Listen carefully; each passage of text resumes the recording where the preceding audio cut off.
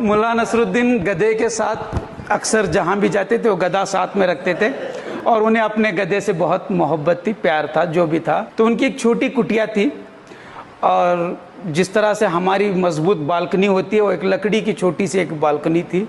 वहाँ ऊपर जाकर अक्सर मुल्ला नसरुद्दीन वहाँ जाकर वहाँ से मंज़र देखते थे और मंज़र कोई बड़ा नहीं था, वहाँ कोई झरने नहीं बहते थे, एक छोटा सा सहन था। लेकिन वहाँ बैठकर उनको लगता था कि वो उस वक्त थोड़ी देर के लिए अकबर बादशाह हैं और सारी जो भी नीचे जो लोग हैं वो रियाया है। तो ऐसा महसूस होता था। कभी कभी मैं भी अपने घर की छत पे खड़े होकर लगता है कि मैं मन्नत में खड़ा हूँ, मैं शाहरुख खान हूँ, ऐसा लगता है। तो लगने में और सोचने में कोई हर्ज नहीं है। तो ऐसा मुल्ला नसरुद्दीन सोचा करते थे। तो एक दिन मुल्ला नसरुद्दीन सोचने लगे कि रोज़ तो मैं यहाँ आता हूँ और मैं ऊपर खड़े होकर सारा नज़ारा देखता हूँ, इससे लुत्फ़अंदोज़ होता हूँ, लेकिन मेरे गधे ने कभी ऊपर नहीं आने की जहमत नहीं की। आज मैं गधे को यहाँ से वो नज़ारा दिखाऊंगा। तो मुल्ला नसरुद्दीन गधे को ऊपर ले जाने की कोशिश करते रहे। अब गधा है, ऊपर चढ़ना उसके लिए उतना आसान नहीं था क्योंकि कभी वो चढ़ा भी नहीं था।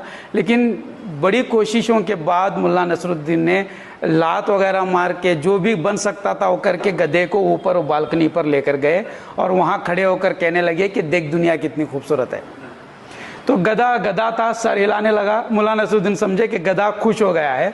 अब थोड़ी देर हस्बे मामूल बैठने के बाद वो उतरना चाहते थे और गधे से कहा चल अब नीचे जाना है। तो गधा अब किसी की वहाँ से टस से मस होने के लिए तैयार नहीं है।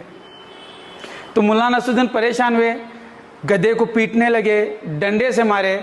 तो जब डंडे से मारने लगे तो गधा भी बहक गया और ज़ोर से लातें मारने लगा। इतनी ज़ोर से लात मारने लगा कि वो जो बालकनी थी लकड़ी की वो टूट कर तीनों ज़मीन पर गिर गए, गधा, मुल्ला नसरुद्दीन और वो बालकनी। तो मुल्ला नसरुद्दीन के कमर में चोट आई थी।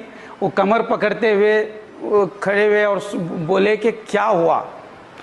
फिर थोड़ी देर परेशानी से हटकर मुस्कुराए। एक अजीब सा लहजा था, एक अजीब सी मुस्कुराहट। उन्होंने मुस्कुराते हुए कहा कि अब बात समझ में आ गई कि गधा गधा है, गधे को ऊंचाई पर नहीं बिठाया जा सकता। तो उन्होंने कहा कि उसमें 3 लोगों का नुकसान होता है, 3 चीज़ों का नुकसान होता है। गधे को ऊपर ले जाने वाला भी एक दिन नीचे गिर जाता है और गधा खुद भी वहां से गिरता है और अहम बात यह है कि उस मकाम को भी गिरा देता है। तो आज कहीं ना कहीं गधों ने गधों को बिठाकर उस मकाम को गिरा दिया है। ये हम सब देख रहे हैं।